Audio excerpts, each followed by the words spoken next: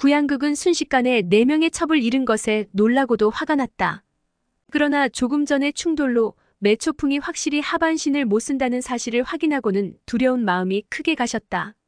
그는 곧 집안 대대로 전해지는 신타설산장을 전개하며 매초풍을 공격해 들어갔다.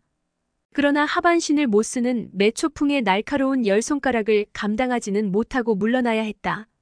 그러는 사이 황용은 곽정의 손을 잡고 도망가려고 했다. 그런데 갑자기 황용의 등 뒤에서 후통애가 나타나 그녀에게 쌍장을 날렸다. 곧이어 비명소리가 길게 울려 퍼졌는데 놀랍게도 비명을 지른 사람은 황용이 아니라 후통애였다. 후통애는 자기 양 손바닥에서 피가 나는 것을 보고 놀라지 않을 수 없었다. 그때 사통천, 양자옹, 팽년호 등이 연이어 도착했다. 자기 손바닥에 난 작은 구멍들을 본 후통애가 연희갑이라고 외쳤다. 연희갑은 고슴도치처럼 가시가 박혀있는 갑옷으로 도화도주 황약사가 가진 보물 중 하나였다. 황용은 가출할 때 아버지 몰래 연희갑을 훔쳐 입고 강으로 나왔다. 한편 양자옹은 구양극의 옷이 찢긴 채 고전하는 모습을 보고 그녀가 바로 동굴에서 만난 귀신 같은 여자라는 것을 알았다. 양자옹은 큰 소리를 지르며 매초풍에게 달려들었다. 그렇게 2대1의 싸움을 잠시 지켜보던 팽년호가 얼굴이 하얗게 질려서는 흑풍쌍살이라고 소리쳤다. 그러는 사이 황용은 후통애와 술래잡기를 하고 있었다. 보다 못한 사통천이 소리치며 도와주러 나섰다. 이때 매초풍은 2명의 고수를 상대하며 점차 힘에 부친다는 생각이 들었다. 그녀는 갑자기 팔을 돌려 곽정의 등을 잡더니 소리쳤다. 내 발을 안아라. 곽정은 무슨 뜻인지 의아했지만 일단 그녀가 시키는 대로 그녀의 2발을 안았다. 매초풍은 왼손으로 구양극의 공격을 막으며 오른손으로 양자옹을 향해 찍어갔다. 나를 안고서 저 양가놈을 쫓아가. 곽정은 그제야 매초풍의 의도를 깨닫고 그녀를 어깨에 맨 채 그녀가 지시하는 대로 전후좌우로 움직이며 적들과 싸웠다. 애초에 곽정의 경공술이 뛰어나고 거기다 매초풍의 몸이 전혀 무겁지 않았기 때문에 곽정은 매초풍을 어깨에 메고서도 민첩하게 움직일 수 있었다. 비록 자기 2발로 움직이는 것은 아니었지만 이동하며 싸울 수 있게 된 매초풍의 공격은 훨씬 날카롭고 강력했다. 매초풍은 적을 맞아 싸우면서 곽정을 향해 물었다. 내공을 수련하는 자세가 뭐냐? 부처님 다리를 하고 앉아 오심을 하늘로 향하는 것입니다. 오심을 하늘로 향한다는 말이 무슨 뜻인데? 양손바닥, 양발바닥, 정수리가 바로 오심입니다. 매초풍은 기뻐서 기운이 부쩍 솟았다. 휙 하는 소리가 지나가자 양자옹의 어깨가 찍혀 붉은 피가 솟구쳤다. 양자옹은 급히 뛰어올라 뒤로 물러났다. 곽정이 그 뒤를 쫓는데 갑자기 사통천이 후통애를 도와 황용을 잡으려 하는 것이 눈에 들어왔다. 그 모습을 보고 놀란 곽정이 매초풍을 어깨에 업은 채 그쪽으로 달려가며 소리쳤다. 우선 저 2놈부터 처리합시다. 그러자 매초풍이 왼팔을 뻗어 후통애의 등을 가격하자 그 충격으로 후통애는 전신이 마비된 듯 꼼짝도 할 수 없었다. 그 순간 매초풍이 손을 들어 후통애의 정수리를 내리찍으려 했다. 사통천은 후통애가 위기에 처하자 훌쩍 몸을 날려 매초풍의 공격을 막아냈다.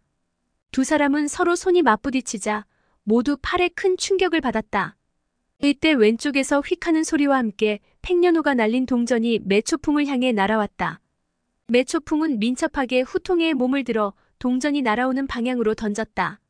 그러자 후통애가 큰 소리로 비명을 질렀다. 그나마 후통애의 무공이 약하지는 않아서 날아오는 동전을 양팔에 내공을 실어 막아냈다. 사통천은 후통애가 그대로 땅에 떨어지면 큰 부상을 면치 못하리라는 생각에 날듯이 뛰어가 손을 뻗어 후통애의 허리를 받치고 허공으로 밀어주었다. 그러자 후통애는 마치 연처럼 날아올랐다가 다시 땅으로 떨어졌다. 매초풍이 후통애를 던진 것이나 사통천이 그를 구한 것이나 모두 순식간에 벌어진 일이었다. 순간 팽년호의 동전이 뒤이어 매초풍을 향해 날아갔고 그와 동시에 구양극, 양자옹, 사통천이 3방향에서 함께 매초풍을 공격했다. 매초풍은 소리로 상황을 파악해가며 연이어 손가락을 튕겨 자신을 향해 날아오는 동전을 날려버렸다. 그러자 이번에는 수십 개의 동전이 구양극, 양자옹, 사통천, 팽년호 4사람을 공격했다. 매초풍은 그 위급한 상황에서도 곽정에게 내공 수련의 비결을 물었다. 매초풍은 곽정의 이야기를 들으면서 매우 기뻤다. 10년 넘게 의미를 풀 수 없었던 내용들을 지금 곽정의 말을 듣고 크게 깨달은 바가 있으니 말할 수 없이 기뻤던 것이다. 그녀는 계속해서 비결의 의미를 물었다. 그러나 매초풍은 곽정의 말에 신경 쓰느라 대결에 집중하지 못했다. 결국 그녀는 구양극과 사통천에게 왼쪽 어깨와 오른쪽 겨드랑이에 공격을 허락하고 말았다. 비록 그녀의 무공이 뛰어나기는 하나 고수들의 내력이 실린 공격을 받으니 그 고통이 극심에 참을 수가 없었다. 그때 양자홍이 기합을 토하더니 허공으로 뛰어올랐다. 그와 동시에 구양극과 사통천도 양쪽에서 재차 공격해 들어갔다. 매초풍이 좌우 양쪽에서 공격해오는 것을 느끼고 양팔을 옆으로 휘두르는 순간 갑자기 머리끝이 당기는 느낌이 들었다. 양자홍이 매초풍의 긴 머리를 잡아챈 것이다. 황용은 상황이 다급해지자 양자홍의 등을 향해 일장을 날렸다. 그러나 양자홍은 가볍게 오른손을 뒤로 돌려 황용의 손목을 잡아 비틀고 왼손으로는 여전히 매초풍의 머리를 잡고 있었다. 매초풍은 내력을 끌어올려 양자홍의 얼굴을 향해 최심장을 날렸다. 양자홍은 강한 장풍이 얼굴을 향해 다가오자 하는 수 없이 매초풍의 머리에서 손을 떼고 옆으로 비켜섰다. 사통천은 매초풍을 잡기 위해서는 먼저 다리 역할을 하는 곽정을 잡아야겠다고 생각하고는 곽정을 향해 발을 날렸다. 거기에 깜짝 놀란 매초풍이 몸을 숙여 사통천의 발을 막자 그 틈을 노려 구양극이 그녀의 등을 내리쳤다. 그 순간 가소롭다는 듯 매초풍이 코웃음을 치더니 오른손을 휘둘렀다. 어느새 그녀의 손에서 동룡은편이 빛을 발했다. 그녀가 동룡은편을 휘두르자 네 사람은 멀찍이 물러날 수밖에 없었다. 그때 담장 위에서 누군가 소리쳤다. 다들 싸움을 멈추시오. 할 말이 있소이다. 황용이 돌아보니 담장 위에 6개의 그림자가 늘어서 있었다. 그중 2사람이 담장 위에서 뛰어내리더니 한 사람은 연편으로 또 한 사람은 멜대를 들어 구양극을 공격했다. 이 생마 같은 놈. 끝까지 도망칠 수 있을 듯 싶었더냐. 작고 뚱뚱한 남자의 목소리를 듣자 곽정은 뛸 듯이 기뻤다. 사부님, 어서 구해주세요. 이 6사람은 바로 강남육계였다. 장가구 근방에서 곽정과 헤어진 강남육계는 흰 낙타를 탄 8명의 여자를 뒤따라갔다가 구양극이 자기의 첩들을 데리고 양갓집 교수를 납치하는 것을 목격했다. 당연히 강남육계가 이를 보고 가만히 있을 리 없었다. 비록 구양극의 무공이 뛰어나기는 했으나 강남육계를 혼자서 감당할 수는 없었다. 결국 치열한 싸움 끝에 구양극은 왼손 새끼손가락이 부러진 채 규수를 팽개치고 도망쳤다. 그리고 구양극을 따라와 규수를 납치를 도왔던 2명의 첩들도 남이인과 정금발에게 맞아 목숨을 잃었다. 육계는 그 규수를 집으로 돌려보내고 구양극을 뒤쫓았으나 그만 놓치고 말았던 것이다. 1대1로는 구양극을 이길 수 없다는 사실을 잘 알기 때문에 각각 흩어져서 찾을 수는 없었다. 다행히 흰 낙타를 탄 여자들의 차림새가 워낙 특이했기 때문에 계속 뒤를 쫓다가 조항부까지 따라오게 된 것이다. 구양극은 흰옷을 입고 있어서 어둠 속에서도 쉽게 눈에 띄었다. 한보구와 남이인은 막 공격을 하려는 순간 곽정의 목소리를 듣고 깜짝 놀랐다. 게다가 곽정의 어깨에 철시 매초풍이 앉아 장편을 휘두르고 있는 모습을 보고는 기겁을 했다. 화들짝 놀란 한소영이 즉시 칼을 뽑아들고 다가가자 정금발도 매초풍의 채찍 사이를 뚫고 곽정을 구하러 다가갔다. 팽년호 등은 갑자기 나타난 6사람이 몇 명은 구양극을 공격하고 몇 명은 매초풍을 공격하니 도대체 적인지 한편인지 구분할 수가 없었다. 팽년호는 싸움을 멈추고 채찍의 공격 범위를 벗어나 고함을 질렀다. 모두들 싸움을 멈추고 내 말을 들으시오. 그의 고함 소리가 어찌나 크던지 듣는 이들의 귀가 다 멍해질 정도였다. 양자홍과 사통천이 먼저 물러났다. 까진왕 역시 형제들에게 소리쳐 싸움을 멈추게 했다. 황용은 곽정에게 다가가 매초풍을 내려놓으라고 손짓을 했다. 곽정도 황용의 의도를 알아채고 좀 전에 매초풍이 물었던 것을 풀이해줬다. 매초풍은 곽정의 말을 듣고 잠시 곰곰이 생각하더니 다시 물었다. 그 순간 문득 자기의 몸이 허공으로 붕 뜨는 것을 느꼈다. 곽정이 그녀가 생각에 잠긴 틈을 타 그녀의 몸을 멀리 던지고 자기는 뒤로 뛰어 물러난 것이다. 그러나 곽정의 몸이 땅에 채닿기도 전에 이미 매초풍의 갈고리가 잔뜩 달린 동룡은편이 그를 향해 날아왔다. 한보구가 그걸 보고 위험하다고 외치며 자기의 연편을 휘둘러 동룡은편을 막았다.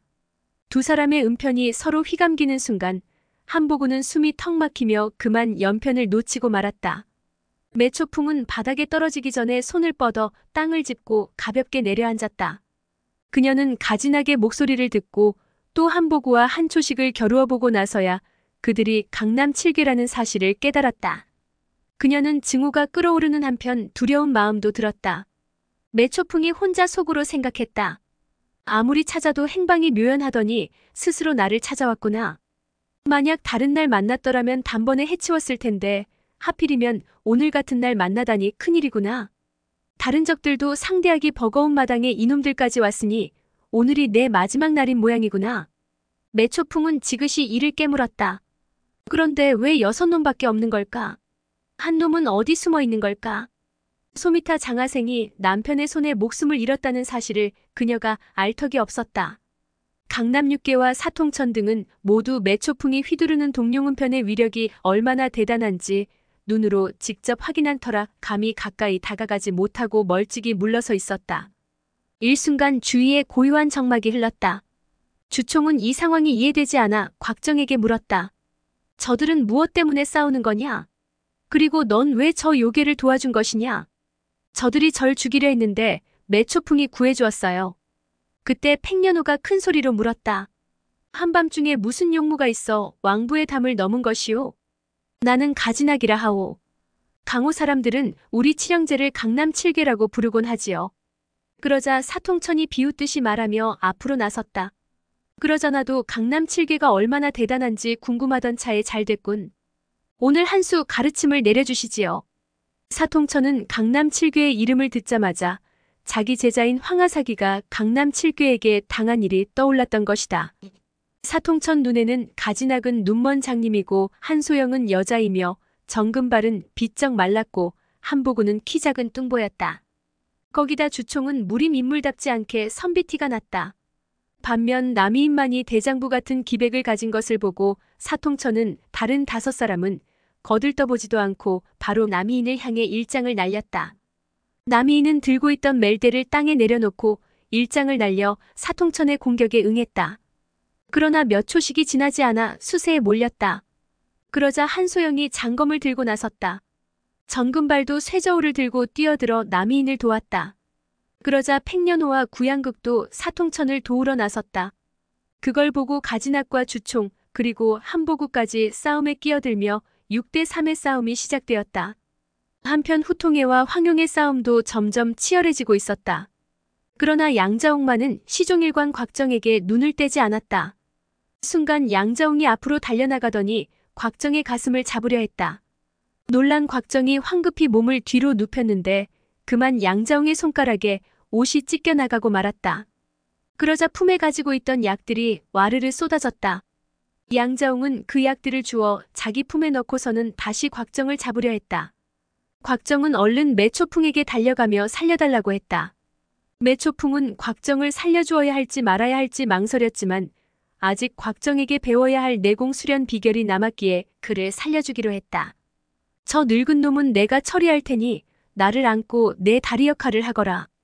그러나 곽정은 매초풍의 다리를 안기는 쉽지만 다시 벗어나기 어렵다는 사실을 경험했기 때문에 선뜻 다가가지 못하고 그녀의 주위만 빙빙 돌았다. 곽정이 매초풍이 휘두르는 동룡은편의 범위 내로 도망가자 양자옹은 채찍에 맞지 않도록 신경을 곤두세운 채 곽정의 뒤를 바짝 쫓았다. 그러자 매초풍이 소리로 곽정의 위치를 짐작하고는 동룡은편을 휘둘러 그의 두 다리를 휘감으려 했다. 저편에서 후통회와 싸우면서도 끊임없이 곽정의 상황을 살피던 황용은 매초풍의 채찍이 곽정을 향해 날아가자 다급한 나머지 몸을 날려 채찍을 가로막았다. 매초풍의 동룡은편이 황용의 허리를 휘감아 허공으로 던져 올리자 황용이 소리쳤다. 매약화, 감히 날 해치지는 않겠지요? 그 말을 듣고 매초풍은 깜짝 놀랐다. 채찍에 날카로운 갈고리가 많이 달려있는데 이미 벌써 많이 다쳤겠군. 만약 사부님이 이 사실을 알면 날 가만두지 않으시겠지? 이왕 이렇게 된 거 차라리 죽여버리는 게 낫겠다. 그러면서 채찍을 흔들어 황용을 자기 쪽으로 당겼다. 그런데 당겨져 온 황용이 옷이 찢어졌다며 물어내라고 투정을 부리듯 말했다. 황용의 목소리에 아픔이나 고통스러움은 전혀 없었다. 매초풍은 순간 어찌된 일인지 어리둥절했으나 곧 그 이유를 알았다. 그렇군, 사부님의 연희갑을 입고 있는 모양이군.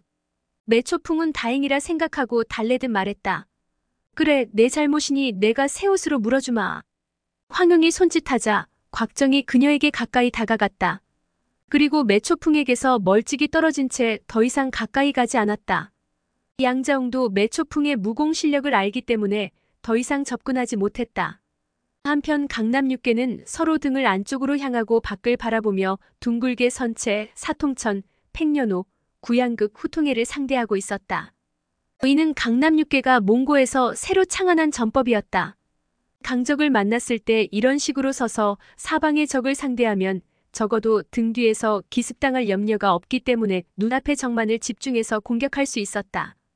그러나 사통천, 팽려노, 구양극의 무공이 강남육계에 비해 너무 강했기 때문에 고전을 면치 못했다. 오래지 않아 한보구가 어깨에 부상을 입었다. 하지만 만약 자신이 빠지면 원의 틈이 생기고 그렇게 되면 다른 형제들의 생명까지 위험해질 것이기 때문에 이를 악물고 버텼다. 잔인한 성격의 팽려노는 유독 한보구만을 상대로 집요하게 공격을 퍼부었다. 곽정은 상황이 위급한 것을 보자 곧장 달려가 팽려노의 등을 향해 일장을 날렸다. 그러나 팽려노는 입가에 비웃음이 번지더니 손바닥을 휘둘러 곽정의 공격을 가볍게 쳐냈다. 그러고는 다른 손으로 곽정의 목을 잡았다. 그때 황용이 목청 높여 외쳤다. 매초풍, 당신이 우리 아버지에게서 훔친 구음진경을 빨리 돌려주세요. 그 말에 매초풍은 깜짝 놀라 아무 말도 하지 못했다. 그와 동시에 구양극, 사통천, 팽려노, 양자홍 네 사람은 마치 약속이나 한 듯 몸을 돌려 매초풍을 향해 돌진해갔다. 천하제일의 무공 비결인 구음진경이 매초풍에게 있다는 말에 그들은 어떻게든 그녀를 죽이고 구음진경을 손에 넣어야겠다는 생각에서였다. 그러나 만만한 매초풍이 아니었다. 그녀가 동룡은편을 휘두르자 네 사람은 감히 가까이 다가가지 못했다. 이 틈에 황용이 곽정의 손을 잡아 끌고 도망치려고 했다. 바로 그때 꽃덤불 속에서 누군가 급히 뛰어나오며 소리쳤다. 여러분, 아버님이 중요한 일이 있어 여러분의 도움을 청하십니다. 금관을 비스듬히 쓴 그 사람은 바로 소왕야 완한강이었다. 무슨 일인지 다급한 목소리였다. 완한강의 목소리가 떨리고 있었다. 어머님이 납치되셨습니다. 아버님이 도움을 청하시니 모두들 빨리 좀 와주세요. 양철심이 왕비 즉 포성약을 데리고 도망가자 완한홍렬은 병사들을 이끌고 뒤를 쫓았다. 그러나 아무리 뒤져도 찾을 수가 없었다. 그는 팽려노 등이 무공이 뛰어나니 도움이 될 것이라 생각하고 완한강을 보내 불러오라 했다.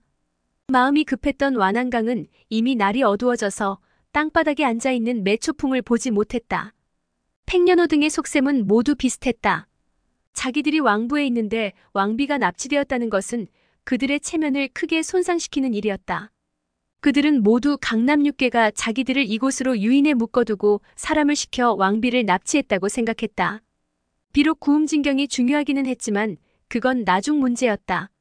여기 있는 사람 모두가 구음진경을 노리고 있지만 혼자서 매초풍을 이길 수 있는 자가 없었기에 누군가 혼자서 구음진경을 독차지할 수 없다고 생각했다. 그렇다면 왕비 문제를 먼저 해결하고 나중에 다시 힘을 모아 구음진경을 빼앗으면 될 일이었다. 결국 모두들 싸움을 멈추고 완한강을 따라 나섰다. 양자홍이 제일 뒤늦게 따라갔다. 그는 곽정의 몸속에 흐르는 뱀의 피를 포기할 수가 없었다. 사실 납치당한 왕비 따위는 아무 관심도 없었다. 그러나 모두들 완한강을 따라 나서니 그도 자리를 뜰 수밖에 없었다. 곽정이 그런 양자홍을 향해 소리쳤다. 이봐요, 내 약을 돌려줘요. 그 말에 화가 불끈 치민 양자홍은 곽정의 머리를 향해 투골정을 날렸다. 휙 하는 바람을 가르는 소리가 났다. 주총이 급히 나서 부채로 투골정을 막아 땅바닥에 떨어뜨렸다. 주총은 왼손으로 땅에 떨어진 투골정을 집어들고 냄새를 맡아보았다. 목을 뚫어 피를 내는 투골정이로군. 양자홍은 주총이 자기 암기의 이름을 마치자 깜짝 놀랐다. 주총이 웃으면서 투골정을 받쳐든 왼손을 양자홍에게 내밀었다. 돌려드리지요. 양자홍은 태연히 주총이 내미는 암기를 받아들었다. 그는 주총의 무공이 자기보다 못한 것을 아는지라 전혀 두렵지 않았다. 주총은 양자홍의 왼쪽 소매에 진흙과 풀이 묻어있는 것을 보고 자신의 옷소매로 털어주었다. 누가 당신더러 그런 걸 해달랬소? 그러면서 양자홍은 몸을 돌려 사라졌다. 양자홍이 사라지자 곽정은 어찌할 바를 몰랐다. 이대로 돌아가자니 위험을 무릅쓰고 약을 훔친 것이 모두 헛수고가 될 판이었다. 그렇다고 강제로 빼앗자니 양자홍을 물리칠 자신이 없었다. 그때 가진학이 돌아가자며 먼저 담장으로 올라서자 나머지도 모두 따라 올라섰다. 한소영이 매초풍을 가리키며 말했다. 사형, 어쩌죠? 이미 마도장과 약속했으니 살려주도록 하자. 황용도 웃으면서 담장의 다른 한쪽 끝으로 뛰어 올라갔다. 왕부를 빠져나오자 성격이 가장 급한 한소영이 곽정에게 물었다. 청아, 네가 왜 여기 있었던 거냐? 그러자 곽정은 왕처일이 자신을 구해준 일과 연회에 참석했다가 왕처일이 중독된 일, 그리고 약을 훔치러 갔다가 들켜 도망 중에 지하동굴에서 매초풍을 만나게 된 일 등을 털어놓았다. 그러나 양철신 부부에 관한 내용은 자세히 언급하지 않았다. 이야기를 모두 들은 주총은 어서 왕처일에게 가자며 길을 재촉했다. 오늘의 영상은 여기까지입니다. 영상이 도움이 되셨다면 구독과 좋아요, 알람 설정 부탁드립니다. 시청해주셔서 감사합니다.